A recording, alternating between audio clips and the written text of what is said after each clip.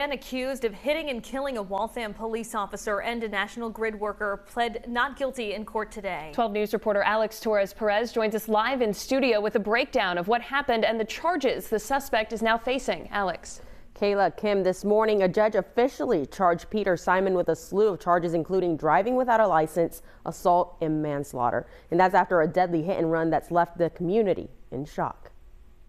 With cuts and bruises on his face, the man accused of hitting and killing a Waltham police officer and National Grid worker faced a judge.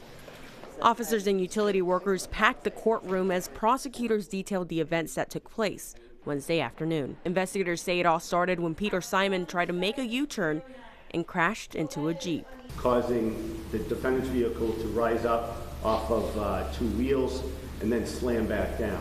Prosecutors say Simon drove off and ignored signs and cones warning drivers of a construction zone just a quarter of a mile away. Officer Paul Tracy was directing traffic at the time, and the other victim, whom prosecutors identified as Roderick Jackson, was working nearby.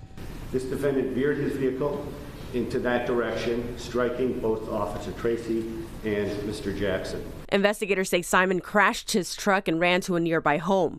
An officer showed up at that scene, but Simon was able to turn on him after prosecutors say Simon threatened that officer with a knife and stole his patrol car.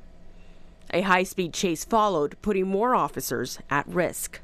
Each time the defendant would veer his car into the oncoming officers. Simon eventually crashed the patrol car and officers were able to arrest him.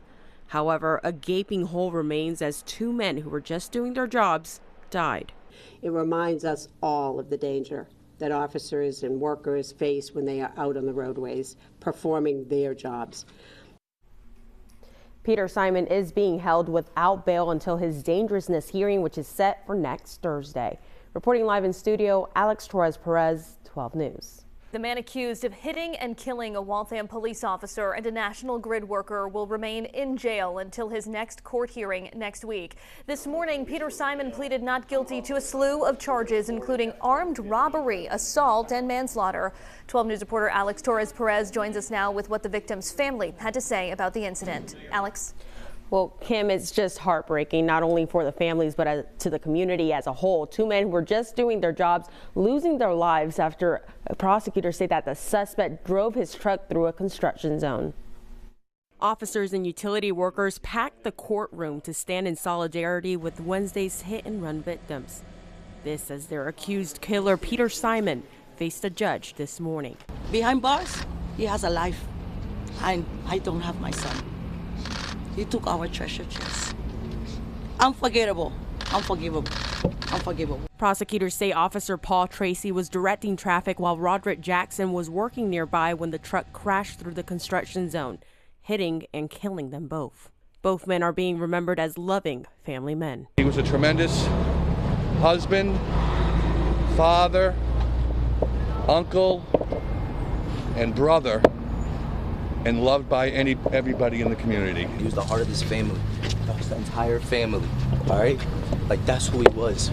Anybody who knows him, the most selfless man ever, the most selfless man. He was more than just my brother, he was my father. The tragic crash reminding everyone of the dangers officers and utility workers face when out on the job.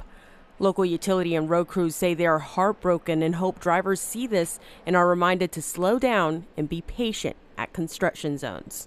It's a cooperative effort. Everybody has a stake in the game. Everybody has a role to play, and everyone needs to do their part. Now, two other National Grid workers were also injured in this crash, and they have since been released from the hospital. Reporting live in studio, Alex Torres-Perez, 12 News.